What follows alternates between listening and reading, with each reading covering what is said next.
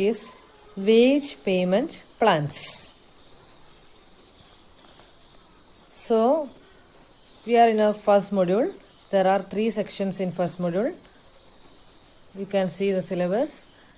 First module, first session, we have already completed the first session, that is management, definition of management, scientific management, organization, functions of management, and different types of ownership.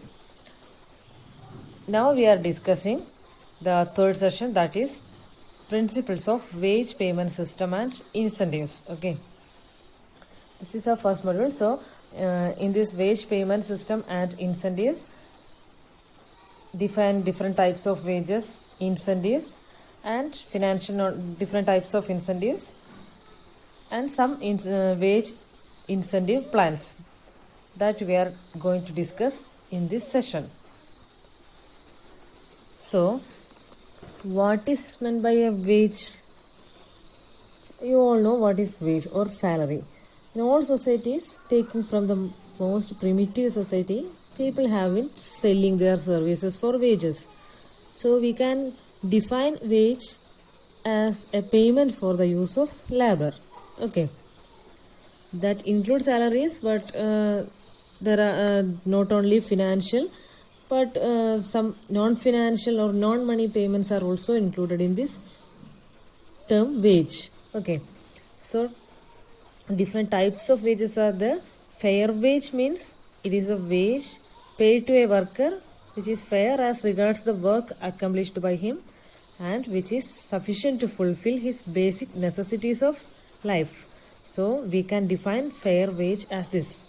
And what is meant by incentive? Incentive means it is inducement or reward which is given to a worker for his efficiency and hard work.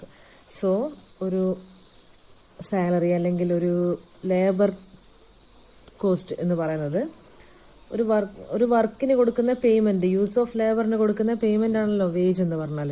അപ്പോൾ wage എന്ന് പറഞ്ഞാൽ ആ fixed payment, ആ കൃത്യമായിട്ട് ആ വർക്കിന് കൊടുക്കുന്ന fixed payment ആണ് വേജ്. ഇൻസെന്റീവ് എന്ന് പറഞ്ഞാൽ അഡീഷണൽ വർക്ക് ചെയ്യുന്നതിനോ അല്ലെങ്കിൽ ഹാർഡ് വർക്കിനോ കൊടുക്കുന്ന ഒരു റിവാർഡാണ് ഇൻസെന്റീവ് എന്ന് പറഞ്ഞാൽ. വേജ് എന്ന് പറഞ്ഞാൽ അതിന് കൊടുക്കുന്ന കൃത്യമായ എമൗണ്ടുള്ള സാലറി, എല്ലാവർക്കും ഒരേപോലെ കിട്ടുന്ന സാലറി, ഫിക്സഡ് സാലറി. അപ്പോൾ സെയിം സാലറി കിട്ടുന്ന ഒരു ഗ്രൂപ്പ് ഓഫ് എംപ്ലോയീസിൽ കുറച്ച് പേര് അഡീഷണൽ വർക്ക് അല്ലെങ്കിൽ അഡീഷണൽ പെർഫോമൻസ് കൊടുത്തു കഴിഞ്ഞാൽ അവർക്ക് കിട്ടുന്ന എക്സ്ട്രാ ബെനിഫിറ്റിനെയാണ് ഇൻസെന്റീവ് എന്ന് പറയുന്നത്. Okay, so different types of wages are there: real wage, nominal wage, etc. That real wage is, it represents the amount of goods and services that the money wages will buy. That is real wage, amount of goods and services that the money wages will buy. Nominal wage, it is the rate of pay the employees are compensated. It is not adjusted as per inflation. It's fixed amount of money. Fixed amount of money given to a worker.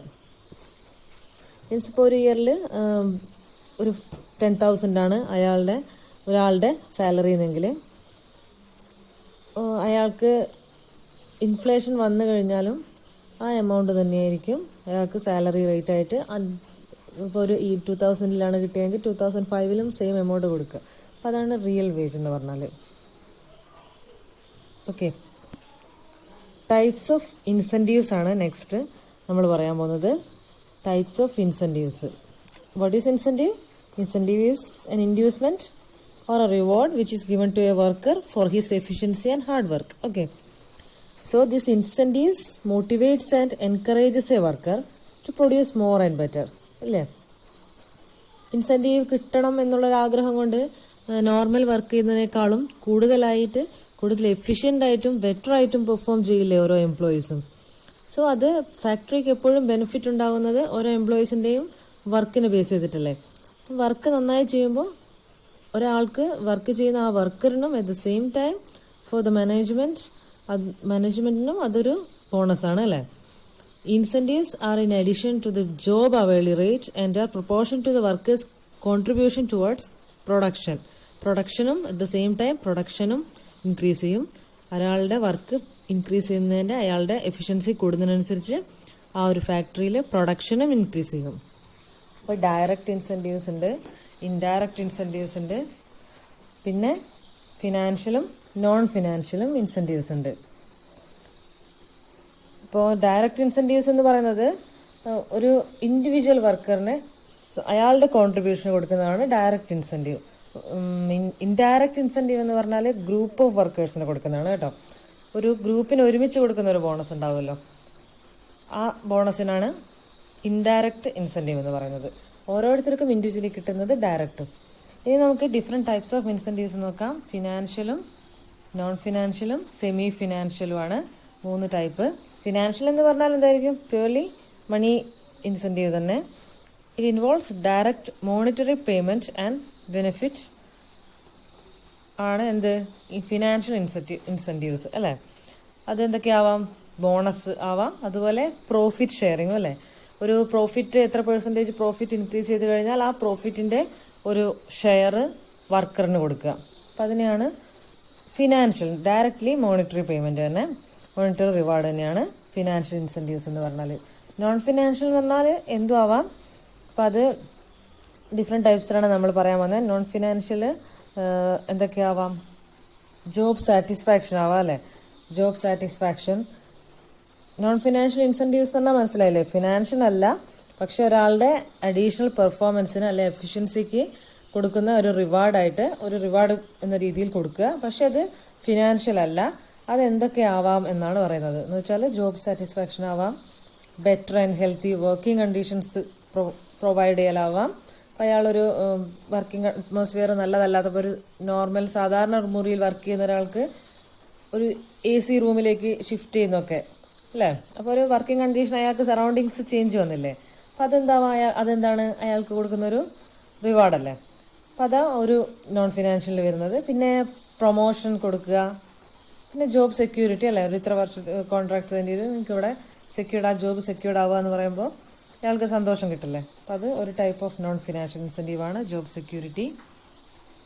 പിന്നെ മാനേജ്മെൻറ്റിൻ്റെ cooperative management. പിന്നെ കൂടുതലായിട്ട് ഒരാൾക്ക് കിട്ടുന്നത് എന്ത് കിട്ടിയാലായിരിക്കും കൂടുതൽ സന്തോഷം വരുന്നത് ഒരാൾക്ക്? Respect and recognition in the organisation അല്ലേ. ഇപ്പോൾ ഒരു മീറ്റിംഗ് ഒക്കെ വിളിച്ച് ഇയാളിങ്ങനെ ഇത്രയും പ്രോഡക്റ്റ് കൂടുതൽ ഉണ്ടാക്കിയിട്ടുണ്ട് എന്നൊക്കെ പറഞ്ഞിട്ട് ഒരു മീറ്റിംഗ് ഒക്കെ വിളിച്ച് പറഞ്ഞു കഴിഞ്ഞാൽ അയാൾക്ക് കുറച്ചുകൂടെ റെക്കഗ്നീഷൻ കിട്ടുമല്ലോ. അപ്പോൾ എല്ലായിടത്തും റെസ്പെക്റ്റും കിട്ടും. അപ്പോൾ അത് മോണിറ്ററി റിവാർഡിനേക്കാളും കൂടുതൽ വാല്യുബിൾ ആയിട്ട് ഫീൽ ചെയ്യുന്ന ഒരു റിവാർഡാണ്. പിന്നെ ട്രെയിനിങ് പ്രൊവൈഡ് ചെയ്യാം. എംപ്ലോയി ഇംപ്രൂവ്മെൻറ്റ് പ്രോഗ്രാംസ്, വേറെ ഏതെങ്കിലും ടൈപ്പ് എംപ്ലോയി ഇംപ്രൂവ്മെൻറ്റ് പ്രോഗ്രാംസ് കൊടുക്കാം. കുറേ type housing, medical, recreational, educational facilities വർക്കേഴ്സിനും ആൻഡ് ടു ദർ ഫാമിലീസ്. അപ്പോൾ ഫാമിലീസിനും വർക്കേഴ്സിനും ഇതുപോലെ ഒരുപാട് ഫെസിലിറ്റീസ് പ്രൊവൈഡ് ചെയ്യാം. അപ്പോൾ ഇതെല്ലാം എന്താണ്? Non financial incentives. അപ്പോൾ എക്സാമിന് എനി 2 അല്ലെങ്കിൽ എനി 4 നോൺ ഫിനാൻഷ്യൽ ഇൻസെൻറ്റീവ്സ് എന്ന് ചോദിക്കാം, സെമി ഫിനാൻഷ്യൽ ഇൻസെൻറ്റീവ്സ് ചോദിക്കാം. അപ്പോൾ അവിടെ നിങ്ങൾ എഴുതേണ്ട ഇതിലേതെങ്കിലും 3 or 4 പോയിന്റ്സ് എഴുതാം. നെക്സ്റ്റ് സെമി ഫിനാൻഷ്യൽ ഇൻസെൻറ്റീവ്സ് എന്തൊക്കെയാണ്? പ്രൊവിഷൻ ഓഫ് സബ്സിഡൈസ്ഡ് ലഞ്ചിൻ്റെ കൂപ്പൺ പ്രൊവൈഡ് ചെയ്യാം. പിന്നെ മെഡിക്കൽ ഫെസിലിറ്റീസ് സബ്സിഡി കൊടുക്കാം, എഡ്യൂക്കേഷണൽ ഫെസിലിറ്റീസിന് കൊടുക്കാം. ഇപ്പോൾ ഹോസ്പിറ്റലിലേക്ക് ഒരു കാർഡ് പ്രൊവൈഡ് ചെയ്യുന്നില്ല, അതുപോലെ അതെല്ലാം സെമി ഫിനാൻഷ്യലാണ്. എന്ന് വെച്ചാൽ ഡയറക്റ്റ് മോണിറ്ററി റിവാർഡ് നേരിട്ട് പൈസ കൊടുക്കാത്തതിന് പകരം ലഞ്ചിൽ സബ്സിഡി കൊടുത്തും മെഡിക്കൽ ഫെസിലിറ്റീസിൽ സബ്സിഡി കൊടുത്തും അതുപോലെ ചിൽഡ്രൻസിൻ്റെ എഡ്യൂക്കേഷണൽ ഫെസിലിറ്റീസിൽ സബ്സിഡി കൊടുത്തിട്ടൊക്കെ ഒരു ഫിനാൻഷ്യൽ എയ്ഡ് പ്രൊവൈഡ് ചെയ്യുന്നത്, ഡയറക്റ്റ് അല്ലാത്ത രീതിയിലുള്ള ഫിനാൻഷ്യൽ എയ്ഡ്. പിന്നെ പെൻഷനൊക്കെ സെമി ഫിനാൻഷ്യലിൽ വരുന്നതാണ്. ഇതാണ് ഡിഫറെൻറ്റ് ടൈപ്സ് ഓഫ് ഇൻസെൻറ്റീവ്സ് കേട്ടോ.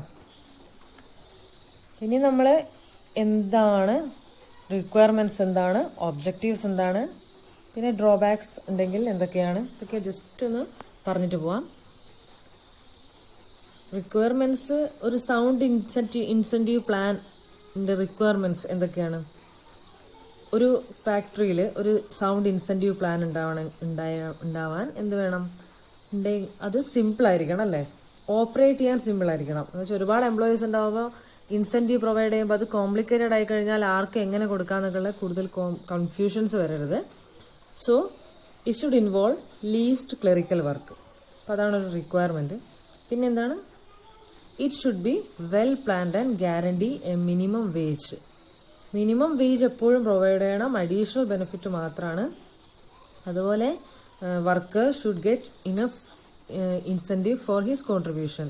ഒരു കൊടുക്കുന്ന ഇൻസെൻറ്റീവ് അയാൾക്ക് സാറ്റിസ്ഫൈഡ് ആയിരിക്കണം, ആ എംപ്ലോയി സാറ്റിസ്ഫൈഡ് ആവുന്ന രീതിയിൽ വേണം ഇൻസെൻറ്റീവ് പ്രൊവൈഡ് ചെയ്യാൻ.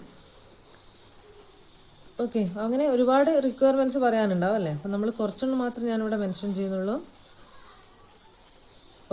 പിന്നെ വൺസ് ഇൻസ്റ്റാൾ ചെയ്ത് കഴിഞ്ഞാൽ ഇൻസെൻറ്റീവ് സ്കീം റിജിഡ്ലി മെയിൻറ്റെയിൻ ചെയ്യണം. ഒരിക്കലും എസ്റ്റാബ്ലിഷ് ചെയ്ത് അല്ലെങ്കിൽ ഇൻസ്റ്റാൾ ചെയ്ത് കഴിഞ്ഞാൽ ഒരു വർഷത്തേക്ക് നിർത്തി കഴിഞ്ഞു, അടുത്ത വർഷത്ത് കൊടുക്കാതിരിക്കുമ്പോൾ ആ പ്രീവിയസ് ഇയറിൽ കിട്ടിയല്ലോ എന്നുള്ളൊരു ഫീലിംഗ് ആ എംപ്ലോയീസിനുണ്ടാവും. അപ്പോൾ ആ വർക്കിൽ അത് വർക്കിനെ ബാഡ്ലി ഇഫക്റ്റ് ചെയ്യാം.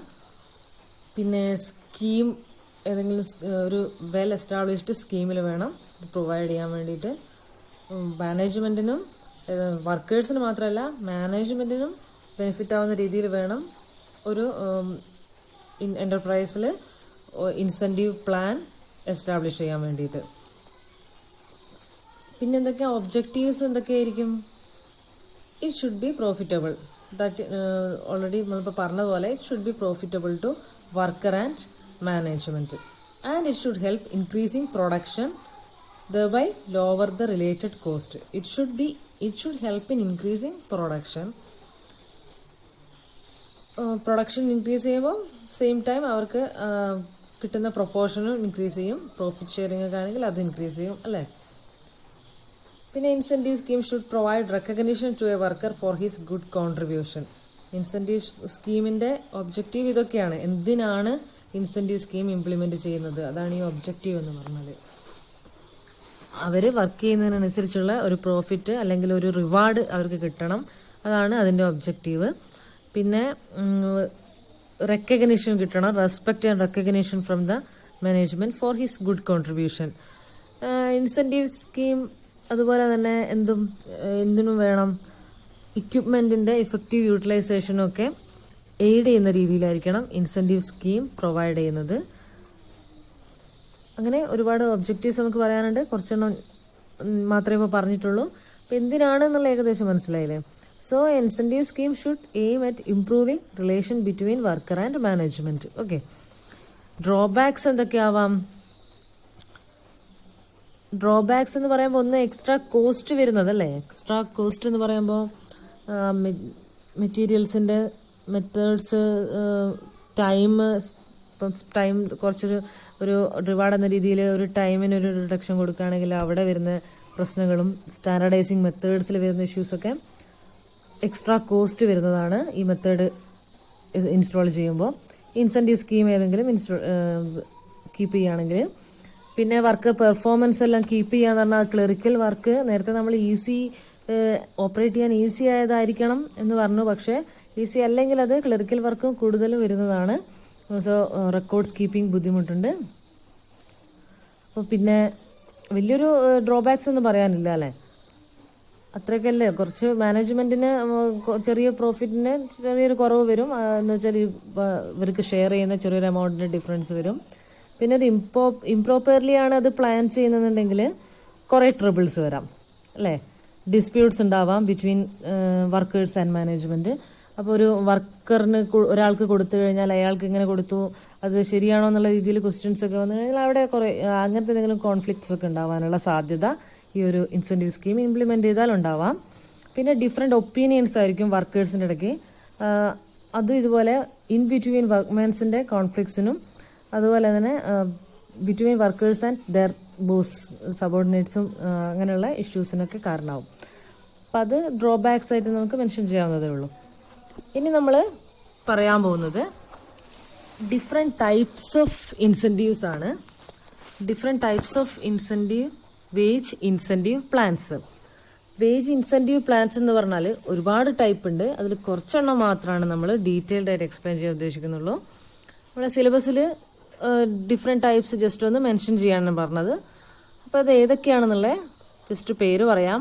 Straight piece rate system, straight piece rate with a guaranteed minimum wage, differential piece rate system, Halsey plan, Rowan plan, Gantt plan, അങ്ങനെ ഡിഫറെൻറ്റ് ടൈപ്സ് ഓഫ് പ്ലാൻസ് ഉണ്ട് കേട്ടോ. ഒന്നുമല്ല, ഇതിൽ കൂടുതൽ പ്ലാൻസ് ഉണ്ട്. കുറച്ചെണ്ണം, ഒരു 4 ജസ്റ്റ് ഡീറ്റെയിൽഡ് ആയിട്ട് എക്സ്പ്ലെയിൻ ചെയ്യുന്നു. അപ്പോൾ സിലബസിൽ പേര് മെൻഷൻ ചെയ്യാത്തതുകൊണ്ട് എനി ഫോർ നമുക്ക് എക്സ്പ്ലെയിൻ ചെയ്യാം. അപ്പോൾ ഒന്നാമത്തതാണ് ഞാൻ പറയാൻ പോകുന്നത്, straight piece rate system. What is straight piece rate system? ആ പേര് മെൻഷൻ ചെയ്യുന്ന പോലെ തന്നെ in this system a worker is paid straight for the number of pieces he produces per day. ഇപ്പോൾ ഒരു വർക്കറിന്റെ ഏണിംഗ് എന്ന് പറഞ്ഞാൽ എന്തായിരിക്കും? അയാൾ ഒരു ദിവസം ഉണ്ടാക്കുന്ന നമ്പർ ഓഫ് പീസസ് ഉദ്ദേശിക്കുന്ന ഒരു ഫാക്ടറിയിലെ പ്രൊഡക്ഷൻ ആട്ടോ. അപ്പോൾ ഏതെങ്കിലും ഒരു ഫാക്ടറി, ഫോർ എക്സാമ്പിൾ നിങ്ങളൊരു ഷൂ മാനുഫാക്ചറിങ് ആണെങ്കിൽ നമ്പർ ഓഫ് ഷൂസ്, അയാൾ ഒരു ദിവസം എത്ര ഷൂസ് പ്രൊഡ്യൂസ് ചെയ്യുന്നു. ഇപ്പോൾ number of pieces produced into rate per piece. Rate per piece എന്ന് പറഞ്ഞാൽ ആ ഒരു പീസ് പ്രൊഡ്യൂസ് ചെയ്യാൻ വേണ്ടിയിട്ട് വർക്ക് ടൈം സ്റ്റഡി മാനേജ്മെന്റ് ബേസിസിൽ ഓൾറെഡി ഡിസൈഡ് ചെയ്ത് വെച്ചൊരു എമൗണ്ട് ഉണ്ടാവും. ഒരു പീസിന് ഇത്രയാണ് കൊടുക്കേണ്ടതെന്ന്. അപ്പം അത് എത്രയാണെന്ന് വെച്ചാൽ ആ എമൗണ്ട് കൊടുക്കുക. ഇപ്പോൾ ഒരു 16 സ്റ്റാൻഡേർഡ് ആയിട്ട് പറയുന്ന ഒരു എക്സാമ്പിൾ ആണ് കേട്ടോ. 16 പ്രോഡക്ട്സ് ആണ് പെർ ഡേ ഒരാൾ പ്രൊഡ്യൂസ് ചെയ്യുന്നത്, ഒരു വർക്കർ പ്രൊഡ്യൂസ് ചെയ്യുന്നതെങ്കിൽ ഒരെണ്ണത്തിന് റുപ്പീസ് ഒരു 5 രൂപ വെച്ചിട്ടാണ് ഒരു യൂണിറ്റിന് അല്ലെങ്കിൽ ഒരു ഷൂവിന് റേറ്റ് എങ്കിൽ ഇപ്പം എത്ര വരും? 16 × 5 റുപ്പീസ് 80 പെർ ഡേ. ഇപ്പം 8 hours ആണ് ടൈം എന്ന് ഉദ്ദേശിക്കുന്നത്. ഒരു ദിവസത്തെ വർക്കിംഗ് ടൈം എന്ന് പറഞ്ഞാൽ 8 hours. അപ്പം 80 രൂപ അയാൾക്ക് കിട്ടും. എത്ര പീസാണോ അയാൾ 16 പീസസ് പ്രൊഡ്യൂസ് ചെയ്ത് കഴിഞ്ഞാൽ മാത്രം 80 രൂപ അയാൾക്ക് കിട്ടും. ഓക്കെ, അപ്പോൾ ഇത് ഡയറക്റ്റ് ആണ്. ഇതിന് നമുക്ക് പ്രത്യേകിച്ച് മനസ്സിലാക്കാനൊന്നുമില്ല. ഇതിന്റെ അഡ്വാൻറ്റേജസ് എന്താണ്? അതുപോലെ തന്നെ പറഞ്ഞ പോലെ തന്നെ method is very simple and very easy to operate. Direct ഒരാൾ ഓരോരുത്തരും ഈവനിങ് എത്ര പോകുമ്പോൾ എത്ര പീസ് ഉണ്ടാക്കിയെന്ന് വെച്ചാൽ അതിന് കൃത്യമായിട്ടുള്ള ഇൻറ്റു ചെയ്തിട്ട് ആ എത്രയാണോ എമൗണ്ട് അയാൾക്ക് കൊടുക്കുക. അപ്പോൾ ഒരു വർക്കറിന്റെ കോൺട്രിബ്യൂഷൻ എന്ന് പറഞ്ഞാൽ എന്തിൽ മാത്രം ഡിപ്പെൻഡ് ചെയ്തിട്ടാണ്? അയാളുടെ പ്രൊഡക്ഷനിൽ മാത്രം ഡിപ്പെൻഡ് ചെയ്തിട്ടാണല്ലേ. അപ്പം അയാൾ ഒരു ദിവസം 16 എണ്ണത്തിന് പകരം 20 എണ്ണം ഉണ്ടാക്കിയാൽ അയാൾക്ക് 20 × 5 100 രൂപ അയാൾക്ക് കിട്ടും അല്ലേ. അപ്പോൾ അയാളുടെ പ്രൊഡക്ഷനിൽ മാത്രം ബേസ് ചെയ്തിട്ടാണ്. അതുകൊണ്ട് അയാൾക്കൊരു നല്ല ഇൻസെൻറ്റീവായിട്ട്, നേരത്തെ നമ്മൾ പറഞ്ഞ പോലെ മാക്സിമം എഫിഷ്യൻ്റ് ആയിട്ട് വർക്ക് ചെയ്ത് കഴിഞ്ഞാൽ, ഫാസ്റ്റ് ആയിട്ട് വർക്ക് ചെയ്ത് കഴിഞ്ഞാൽ അയാൾക്ക് കൂടുതൽ എമൗണ്ട് ആ ദിവസം കിട്ടും. പിന്നെ this method of payment helps boosting production fast. അപ്പോൾ കുറേ ഏൺ ചെയ്യല്ല എന്നുള്ളൊരു ഉദ്ദേശത്തിൽ എല്ലാ വർക്കേഴ്സും കൂടുതൽ വർക്ക് ചെയ്യും. അപ്പോൾ പ്രൊഡക്ഷൻ കൂടുതലായി കിട്ടും. 16 ആണ് ബേസിക് എണ്ണം പറയുന്നതെങ്കിലും ഓരോരുത്തരും അവരവരുടെ കഴിവിനനുസരിച്ച് കൂടുതൽ എഫിഷ്യൻ്റ് ആയിട്ട് വർക്ക് ചെയ്ത് കഴിഞ്ഞാൽ number of products per day increase ചെയ്യാൻ പറ്റും. And it is very easy to estimate the labour cost. ഇത്രയും നമുക്ക് നേരിട്ട് ആലോചിക്കുമ്പോൾ തന്നെ കിട്ടുന്ന അഡ്വാൻറ്റേജസ് ആണ്. ഇനി ഡ്രോബാക്സ് എന്തൊക്കെയായിരിക്കും? ഇതുകൊണ്ട് നമുക്കിത് കാണുമ്പോൾ തന്നെ കുറെ ഡ്രോബാക്സ് ഫീൽ ചെയ്യുന്നില്ലേ എന്തൊക്കെയായിരിക്കും എന്ന്? അപ്പോൾ എന്താണ്, നേരത്തെ ഇപ്പം നമ്മൾ പറഞ്ഞില്ലേ, ഒരുപാട് പ്രോഡക്ട്സ് ഉണ്ടാക്കാൻ വേണ്ടിയിട്ട് കുറെ ഏൺ ചെയ്യാൻ വേണ്ടി ട്രൈ ചെയ്യുന്നതനുസരിച്ച് അവർക്ക് ഓരോ പ്രോഡക്ട്സിന് അതിൽ കുറച്ചുകൂടി ശ്രദ്ധ കൂടുതൽ കൊടുക്കാൻ പറ്റുമോ? ഇല്ലല്ലോ. So with a motive to produce more, the workers may not pay proper attention towards maintaining the required product quality. Quality ഉണ്ടാവണമെന്നില്ല, പെട്ടെന്ന് ഓരോന്ന് ഇങ്ങനെ ഉണ്ടാക്കി പറഞ്ഞേക്കുക. പിന്നെ at the same time effective utilisation of material, equipment, tools, ഇതൊന്നും effectively utilise ചെയ്യപ്പെടണം എന്നുള്ള. സോ ആ ഫാസ്റ്റായിട്ട് ചെയ്യുന്ന സമയത്ത് മെറ്റീരിയൽ വേസ്റ്റേജ് ഒക്കെ കൂടുതൽ വരാം, ഇക്വിപ്മെന്റ്സിന് കേട് വരാം. അപ്പം അതൊക്കെ ഓരോ ഇഷ്യൂസ് ആയിട്ട് വരാം. ഇനി ജോബ് സെക്യൂരിറ്റി അഷ്യൂർ ചെയ്യുന്നുണ്ടോ ഇത്? ഇല്ല, ജോബ് സെക്യൂരിറ്റി അഷ്യൂർ ചെയ്യുന്നില്ല. കാരണം പ്രോഡക്ട്സിനനുസരിച്ച് പ്രൊപ്പോർഷനായിട്ട് മാത്രമേ ഏണിംഗ് ഉള്ളൂ. So worker may suffer broadly as regards his earning owing to the enforced idleness if any. ഇപ്പോൾ എൻഫോഴ്സ്ഡ് ഐഡിൽനെസ് ഉദ്ദേശിക്കുന്നത് ഒരു വർക്കറിന് ബുദ്ധിമുട്ടൊന്നുമില്ല, അയാൾ വർക്ക് ചെയ്യാം. പക്ഷേ അവിടെ മെറ്റീരിയലിന്റെ ഷോർട്ടേജ്, ഡെഫിഷ്യൻസി ഉണ്ട്.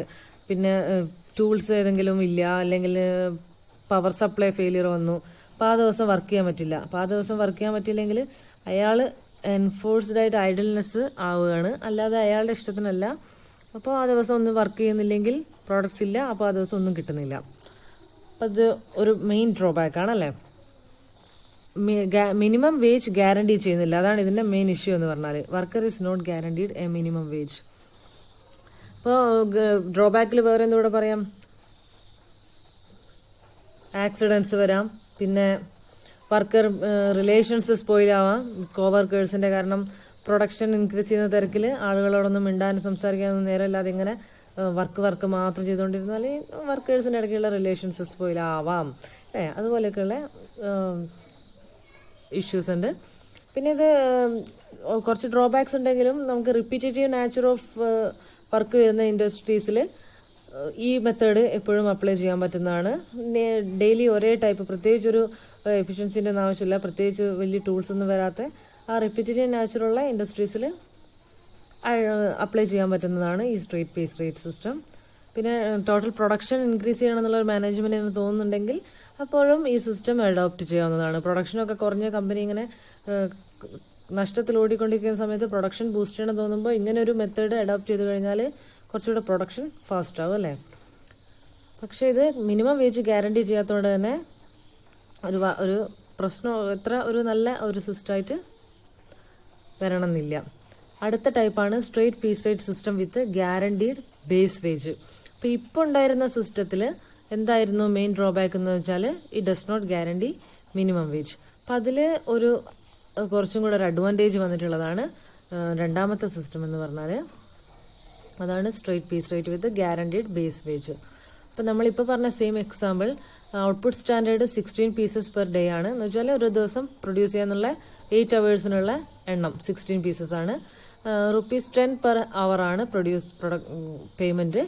8 hours working in A day ആണെങ്കിൽ പെർ പീസ് വേജ് റേറ്റ് എന്തായിരിക്കും? 10 into 8/16 അല്ലേ. സോ ₹5. ഒരു പ്രോഡക്റ്റിന് നേരത്തെ പറഞ്ഞ നമ്മളില് ഒരു എണ്ണത്തിന്റെ ₹5 ആണ് കൊടുക്കുന്നതെന്ന്. അപ്പോൾ ഒരു ഗ്യാരണ്ടി വേജ് റേറ്റ് എന്ന് പറഞ്ഞാൽ 8 അവേഴ്സിന് 8 into 10 80 പെർ ഡേ ഫിക്സഡ് ആയിട്ട് കിട്ടും. ഓക്കെ, ഒരു ദിവസം ₹80 ഫിക്സഡ് ആയിട്ട് കിട്ടും. ലെസ് ദാൻ ഔട്ട്പുട്ട് സ്റ്റാൻഡേർഡ് ആണ് അയാൾ പ്രൊഡ്യൂസ് ചെയ്യുന്നത്. ഇപ്പോൾ 16 പീസ് ഉണ്ടാക്കണം ഒരു ദിവസം. 16 പീസിൽ കുറവാണെങ്കിലും അയാൾക്ക് ₹80 ഫിക്സഡ് ആയി കിട്ടും. പിന്നെ എന്താണ്, ഔട്ട്പുട്ട് സ്റ്റാൻഡേർഡിനേക്കാൾ കൂടുതൽ, ഇപ്പൊ നേരത്തെ നമ്മൾ പറഞ്ഞ പോലെ 20 പീസസ് പെർ ഡേ ഉണ്ടാക്കുകയാണെങ്കിൽ അയാൾക്ക് എത്ര എമൗണ്ട് കിട്ടും? 20 into 5 ₹100 കിട്ടും അല്ലേ. അപ്പോൾ വർക്ക് എഫിഷ്യന്റ് ആയിട്ട് ചെയ്യുന്നില്ലെങ്കിലും 16 പീസസ് പ്രൊഡ്യൂസ് ചെയ്യാൻ പറ്റുന്നില്ലെങ്കിലും അയാൾക്ക് ബേസ് വേജ് ഗ്യാരണ്ടി ചെയ്യുന്നു, ₹80 കിട്ടുന്നു. പക്ഷേ വർക്ക് കൂടുതൽ ചെയ്ത ആൾക്ക് ₹100 ആണ് കിട്ടുന്നത്. അപ്പം അത് നോട്ട് ചെയ്യാം. അഡ്വാൻറ്റേജസ് എന്ന് പറഞ്ഞാൽ എന്താണ്? ഗ്യാരണ്ടീസ് മിനിമം വേജ്, അതാണ് main advantage. It guarantees minimum wage. പിന്നെ എൻഫോഴ്സ്ഡ് ഐഡൽനെസ് ഒന്നും വന്നു കഴിഞ്ഞാൽ ഇവിടെ വലിയൊരു ഇഷ്യൂ വരുന്നില്ല അല്ലേ. നേരത്തെ നമ്മൾ പറഞ്ഞ പോലെ പവർ ഫെയിലിയർ അതുപോലത്തെ ഇഷ്യൂസ് വന്നു കഴിഞ്ഞാൽ അയാൾക്ക് ₹80 പെർ ഡേ കിട്ടുമല്ലോ. പക്ഷെ ഇതിന്റെ ഡിസഡ്വാൻറ്റേജസ് എന്താന്ന് പറഞ്ഞാൽ, ഇപ്പം നമ്മളിപ്പോൾ ഒരു എക്സാമ്പിൾ പറഞ്ഞല്ലോ, ഒരു 16 പീസസ് പെർ ഡേ ഉണ്ടാക്കുന്നത്. അപ്പോൾ 16 പീസസിന് പകരം ഒരാൾ 14 പീസസ് ആണ് ഒരു ദിവസം പ്രൊഡ്യൂസ് ചെയ്തെന്ന് വെച്ചോ. അപ്പോൾ അയാൾക്ക് എന്ത് കിട്ടും? ₹80 തന്നെ കിട്ടും അല്ലേ. അപ്പോൾ 80/14 എന്ന് പറയുമ്പോൾ അറൌണ്ട് ₹5.7 വരും. ഒരു പീസിന് അയാൾക്ക് കിട്ടുന്ന ഏർണിംഗ് എന്ന് പറഞ്ഞാൽ ₹5.7 വരും. ഇത് 14 പീസ് മാത്രം ഉണ്ടാക്കുന്ന ഒരാൾക്ക്. അപ്പോൾ ഒരാൾ നല്ലോണം പണിയെടുക്കുന്ന ഒരാൾ 20 പീസ് ഒരു ദിവസം ഉണ്ടാക്കി, അയാൾക്ക് എത്രയാണ് കിട്ടുന്നത്? ₹100 അല്ലേ. 20 into 5 ₹100. അപ്പോൾ അയാൾക്ക് എത്ര രൂപ കിട്ടി? അയാൾക്ക് ഒരു പ്രോഡക്റ്റിന് അല്ലെങ്കിൽ പെർ പീസിന് എത്ര രൂപയാണ്? ₹5 ആണ് അയാൾക്ക് കിട്ടുന്നത് അല്ലേ. അപ്പോൾ 14 പീസ് ഉണ്ടാക്കിയ ഒരാൾക്ക് എത്ര കിട്ടി? 5.71. 20 പീസ് ഉണ്ടാക്കിയ ഒരാൾക്ക് എത്ര കിട്ടി? ₹5 കിട്ടി. അപ്പോൾ ഇത് ഒരു സഫീഷ്യന്റ് ഇൻസെന്റീവ് ആണോ? അപ്പോൾ ഇത് നല്ല സിസ്റ്റം ആണെന്ന് അല്ലാന്ന് നിങ്ങൾക്ക് മനസ്സിലായി അല്ലേ. The system does not offer sufficient incentive for a worker who exceeds the set output standard. അപ്പോൾ നിങ്ങൾക്ക് ഈ സെയിം എക്സാമ്പിൾ വെച്ചിട്ട് തന്നെ എക്സ്പ്ലെയിൻ ചെയ്യാം. 14 പീസസ് ഉണ്ടാക്കുന്ന ആളുടെയും 20 പീസസ് ഉണ്ടാക്കുന്ന ആളുടെയും എക്സാമ്പിൾ വെച്ചിട്ട്. സോ ഇതാണ് നമ്മളെ രണ്ടാമത്തെ സിസ്റ്റം. മൂന്നാമത്തെ നെക്സ്റ്റ് ടൈപ്പ് എന്ന് പറഞ്ഞാൽ ഡിഫറൻഷ്യൽ പീസ് റേറ്റ് സിസ്റ്റം. ഇത് നമ്മൾ എവിടെ കേട്ടിട്ടുണ്ട്? Differential piece rate system. Yes, FW Taylor. In scientific management, there was a point that is FW Taylor suggested differential piece rate system. അപ്പോൾ എന്താണ് ഈ ഡിഫറൻഷ്യൽ പീസ് റേറ്റ് സിസ്റ്റം എന്ന് പറഞ്ഞാൽ? Differential piece rate system tends to overcome the disadvantage of piece rate system by providing a guaranteed base wage. അപ്പോൾ ഇവിടെ എന്ന് പറഞ്ഞാൽ differential എന്ന് ഉദ്ദേശിക്കുന്നത് ഒരു വർക്കർ ഔട്ട്പുട്ട് സ്റ്റാൻഡേർഡ് എന്ന് പറയുന്നത് എപ്പോഴും നമ്മൾ ആ 16 പീസസ് ആണ്, ഒരു ദിവസം ഉണ്ടാക്കുന്ന 16 pieces. If a worker who exceeds the output standard is paid a higher wage rate per piece and who fails to do, അല്ലെങ്കിൽ അതിന്റെ താഴെ ഉണ്ടാക്കുന്ന ഒരാൾക്ക് ലോ പീസ് പെർ റേറ്റ് കൊടുക്കണം.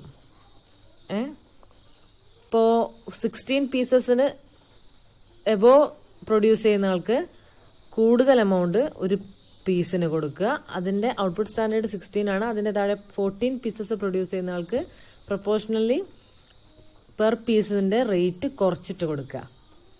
ഓക്കെ, അപ്പോൾ ഇതാണ് FW ടൈലർ സജസ്റ്റ് ചെയ്ത ഡിഫറൻഷ്യൽ പീസ് റേറ്റ് സിസ്റ്റം എന്ന് പറഞ്ഞാൽ. പക്ഷേ ഇതിന്റെ ഡിസഡ്വാൻറ്റേജ് എന്താണെന്ന് വെച്ചാൽ ഫ്രഷ് വർക്കേഴ്സോ അല്ലെങ്കിൽ ഇൻഫീരിയർ കുറച്ചൊരു എഫിഷ്യൻസി കുറഞ്ഞ വർക്കേഴ്സിനൊക്കെ ഔട്ട്പുട്ട് സ്റ്റാൻഡേർഡ് എത്തിക്കാൻ പറ്റിയില്ലെങ്കിൽ 15 പീസൊക്കെ കഷ്ടപ്പെട്ടുണ്ടാക്കുന്ന ആൾക്കാർക്ക് എന്ത് കിട്ടും? വളരെ കുറവായിരിക്കും അല്ലേ കിട്ടുന്ന എമൗണ്ട്. ₹5 കിട്ടുന്നില്ലല്ലോ, അതിലും താഴെ ഒരു എമൗണ്ട് കൊടുക്കാനല്ലേ ഈ സിസ്റ്റം വഴി പറയുന്നത്. അപ്പം അതുകൊണ്ട് വളരെ കുറവായിരിക്കും. ഫ്രഷ് വർക്കേഴ്സ് ആകുമ്പോൾ അവരുടെ ഒരു കുഴപ്പം കൊണ്ടല്ല, അവരുടെ എക്സ്പീരിയൻസിന്റെ കുറവ് കൊണ്ടാണ് number of pieces output standard എത്തിക്കാൻ പറ്റാത്തത്. അപ്പം അവരെല്ലാം വല്ലാതെ സഫർ ചെയ്യേണ്ടി വരും. അപ്പം അത് അങ്ങനെ ഒരു ഇംപ്ലിമെന്റഡ് ആക്കാൻ പറ്റുന്ന സിസ്റ്റമാണെന്ന് ഫീൽ ചെയ്യാത്തത് കൊണ്ട് മെറിക് എന്ന് പറഞ്ഞ ഒരു scientist Merrick modified Taylor's plan introduced Merrick differential piece rate system എന്ന് പറഞ്ഞിട്ട് ഒരു പ്ലാൻ ഇൻട്രൊഡ്യൂസ് ചെയ്തിരുന്നു. അതിനെപ്പറ്റി അധികം ഡീറ്റെയിൽസ് പറയുന്നില്ല, അത് കുറച്ചുകൂടെ കോംപ്ലിക്കേറ്റഡ് ആണ്. അപ്പോൾ മെറിക് ഇൻട്രൊഡ്യൂസ് ചെയ്ത സിസ്റ്റം എന്ന് പറഞ്ഞാൽ 70% എത്തിയ ഒരാൾക്ക് ഇത്ര എമൗണ്ട്, 100% ഇത്ര എമൗണ്ട്. അപ്പോൾ അതിന്റെ മോർ ദാൻ ഔട്ട്പുട്ട് സ്റ്റാൻഡേർഡ് ഒരു ദിവസം പ്രൊഡ്യൂസ് ചെയ്ത ആൾക്ക് ഇത്ര എമൗണ്ട് തന്നെ, അങ്ങനെ ഡിഫറെന്റ് എമൗണ്ട് ആയിരുന്നു. അപ്പം അത് വളരെ കോംപ്ലക്സ് ആണ്, ഒരു ഇൻഡസ്ട്രിയിൽ ഇംപ്ലിമെന്റ് ചെയ്യാൻ വളരെ ഡിഫിക്കൽട്ടാണ്. അതുകൊണ്ട് അങ്ങനെ ആ പ്ലാന് ഇത്ര സക്സസ്ഫുൾ ആയില്ല. നെക്സ്റ്റ് ഇത് കമ്പാരിസൺ ആണ്. കമ്പാരിസൺ എന്ന് പറഞ്ഞാൽ ഡിഫറെന്റ്, ഇപ്പോൾ എ എന്ന് പറഞ്ഞാൽ ഡോട്ടഡ് ലൈൻസ് ഉണ്ടല്ലേ, അത് സ്ട്രേറ്റ് പീസ് റേറ്റ് സിസ്റ്റം. സെന്ററിലൂടെ പോകുന്ന ഒരു പ്രോഡക്റ്റിന് 15 പ്രോഡക്റ്റ് ഉണ്ടാണെങ്കിൽ 15x5 കൊടുക്കുന്ന ഫസ്റ്റ് പറഞ്ഞ സിസ്റ്റം. പിന്നെ രണ്ടാമത്തെ ബി എന്ന് പറഞ്ഞാൽ piece rate with guaranteed base wage ആണ് വരച്ചിരിക്കുന്നത്. ഔട്ട്പുട്ട് സ്റ്റാൻഡേർഡ് ആണ്. താഴെ OS എന്ന് എഴുതിയ ലൈനില്ലേ, Y ആക്സസ് പാരലായിട്ട് വരുന്ന ലൈന്, അത് ഔട്ട്പുട്ട് സ്റ്റാൻഡേർഡ്. അപ്പോൾ അവിടെ രണ്ടാമത്തെ സിസ്റ്റം അവിടെ വരെ പ്രൊഡ്യൂസ് ചെയ്യുന്ന ആൾക്ക് ഔട്ട്പുട്ട് സ്റ്റാൻഡേർഡ് എത്തുന്നവരെ ഉള്ള ആൾക്ക് സെയിം റേറ്റും, അവിടെ നിന്ന് അങ്ങോട്ട് പ്രൊപ്പോർഷണലി റേറ്റ് ചേഞ്ച് ചെയ്യുന്നതാണ്. സി എന്ന് പറഞ്ഞാൽ ഇപ്പം ടൈലർ പറഞ്ഞ സിസ്റ്റം, അത് ഔട്ട്പുട്ട് സ്റ്റാൻഡേർഡ് എത്തുന്ന ഒരാൾക്ക് ഒരു റേറ്റും അതിന്റെ മുകളിലിട്ടുള്ള ആൾക്ക് വേറെ ഒരു റേറ്റും. അപ്പോൾ ഒരു ചെറിയൊരു ഡിഫറൻസ് വന്നു ആ സി എന്ന് പറഞ്ഞൊരു ഇതിൽ. അപ്പോൾ അതാണ് differential piece rate system. Earning per day ആണ് Y ആക്സിസിൽ, ഔട്ട്പുട്ട് സ്റ്റാൻഡേർഡ് ആണ് X ആക്സിസിൽ. ABC അങ്ങനെ 3 സിസ്റ്റം കമ്പാരിസൺ ആണ് ഇവിടെ ചെയ്തിരിക്കുന്നത്. Next is Halsey plan. Halsey പ്ലാനും ഫസ്റ്റ് സിസ്റ്റം ഒഴികെ ബാക്കിയെല്ലാം മിനിമം ബേസ് വേജ് ഗ്യാരണ്ടി ചെയ്യുന്നതാണ്. So Halsey plan also guarantees minimum wage. Here an additional bonus is given to a worker who exceeds output standard. Okay, ഇപ്പോൾ ഒരു percentage എടുത്ത് ഹൽസി 50-50 plan എന്ന് വെച്ചാൽ total bonus അല്ലെ saved ടൈമിന്റെ 50% of the bonus is given to a worker and the rest 50% is enjoyed by the management. അതാണ് Halsey plan എന്ന് പറയുന്നത്. ഇൻസെന്റീവിന്റെ പ്രോഫിറ്റ് ഷെയറിങ്ങിന്റെ 50-50 എന്ന് പറഞ്ഞിട്ടുള്ള ഒരു ഓർഡറിൽ ഷെയർ ചെയ്യാം. അപ്പം അതിന്റെ ഇക്വേഷൻ എന്ന് പറഞ്ഞാൽ W is equal to RT plus P/100 into S minus T into R. ഇത് ഓരോ ടേംസ് എന്താണെന്ന് വെച്ചാൽ where R equal to hourly wage rate, ഓരോ മണിക്കൂറിനും എത്ര രൂപയാണ് എന്നുള്ള എമൗണ്ട് ₹10 ആണെങ്കിൽ അസ്യൂം ചെയ്യാർ. പിന്നെ T എന്ന് പറഞ്ഞാൽ എന്താണ്, actual time taken to complete the job. Okay, S equal to standard time or allowed time, ഒരു പ്രോഡക്റ്റ് ഉണ്ടാക്കാൻ വേണ്ടി അയാൾ എടുത്ത ടൈമാണ് T, ഒരു വർക്കർ എടുത്ത ടൈം Tയും, എസ് ആ ഒരു പ്രോഡക്റ്റ് ഉണ്ടാക്കാൻ വേണ്ടി അലോ ചെയ്ത സ്റ്റാൻഡേർഡ് ടൈമും Tയും അല്ല എസും. ഓക്കെ, R എന്ന് പറഞ്ഞാൽ ഒരു മണിക്കൂറിന്റെ വേജ് റേറ്റും. അപ്പോൾ ഫോർ എക്സാമ്പിൾ നമ്മളിപ്പോൾ 50-50 എക്സാമ്പിൾ അല്ല, 50-50 ഹെൽസി പ്ലാൻ ഇപ്പോൾ പറഞ്ഞ പോലെ അപ്ലൈ ചെയ്യുകയാണെങ്കിൽ 50/100 ആവും പെർസെൻറ്റേജ്. 50/100 പി എന്ന് പറഞ്ഞാൽ പെർസെൻറ്റേജ് ആണ്. ഇപ്പം 50% വർക്കറിന് എന്ന് പറഞ്ഞല്ലോ. So P equal 50%, 50/100 into S minus T into R. That is RT plus S minus T into R by 2. That is the equation to implement Halsey 50-50 plan. The example is taken here, ₹10 and actual time taken is 4 hours and standard time allowed is 6 hours. Then what will be the bonus he is getting? That is 50 rupees. Therefore, the wage rate per hour equal to 12.5 വരും അല്ലേ? Per അവറിൽ 4 മണിക്കൂറിനല്ലേ ഇത്ര amount കിട്ടിയത്. അപ്പോൾ per അവറിന് അയാൾക്ക് എത്ര കിട്ടി? ഒരു പ്രോഡക്റ്റിൻ്റെ അപ്പം 12.5 കിട്ടി. വേറെ worker who finishes the job in 6 hours, 6 മണിക്കൂറിൽ ഫിനിഷ് ചെയ്യുന്ന ആളാണെങ്കിലോ, എന്നുവെച്ചാൽ സമയം കൂടുതലെടുത്ത് ഫിനിഷ് ചെയ്യുന്ന ആൾക്ക് എത്ര കിട്ടി? 10 into 6, 60 rupees.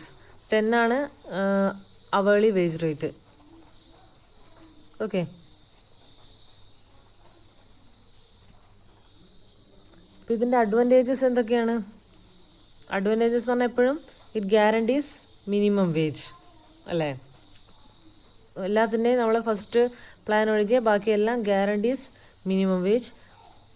It is simple to understand and to operate and it does not consume time on expensive time studies. Direct equations വെച്ചിട്ട് അതിൽ നമ്മൾ ഈ പറഞ്ഞ ഓരോ വർക്കറിൻ്റെയും ടൈം അപ്ലൈ ചെയ്താൽ മാത്രം മതി.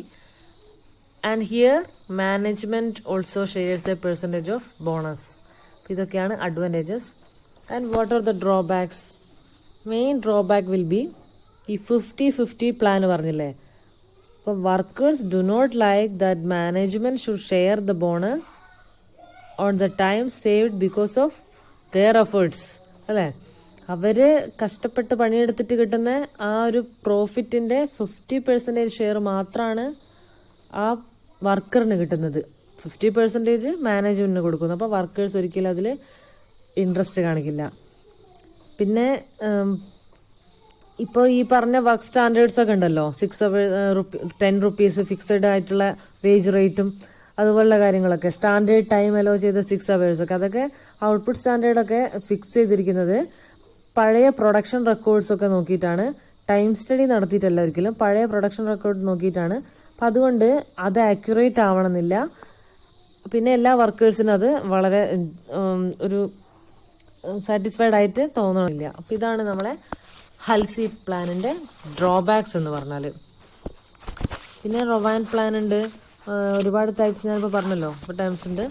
അപ്പോൾ അതെല്ലാം കുറച്ചും കൂടെ കോംപ്ലിക്കേറ്റഡ് ആണ്. അതുകൊണ്ട് നമ്മൾ അത്യാവശ്യം സിലബസിൽ പറയുന്ന രീതിയിൽ ഒരു 4 type of wage incentive plans ആണ് ഇവിടെ ഡിസ്കസ് ചെയ്തിരിക്കുന്നത്. ഓക്കെ, അപ്പോൾ നമ്മളെ ഫസ്റ്റ് മൊഡ്യൂളിലെ 2 സെക്ഷൻസ് ഇപ്പോൾ കംപ്ലീറ്റ് ആയി. ഇനി ഒരു സെക്ഷനും കൂടെ കംപ്ലീറ്റ് ആയാലുള്ളൂ HRM, ഹ്യൂമൻ റിസോഴ്സ് മാനേജ്മെൻറ്റ്. അതാണ് നമ്മളെ ഇനി അടുത്ത സെഷനിൽ നമ്മൾ പഠിക്കുക. Okay, thank U.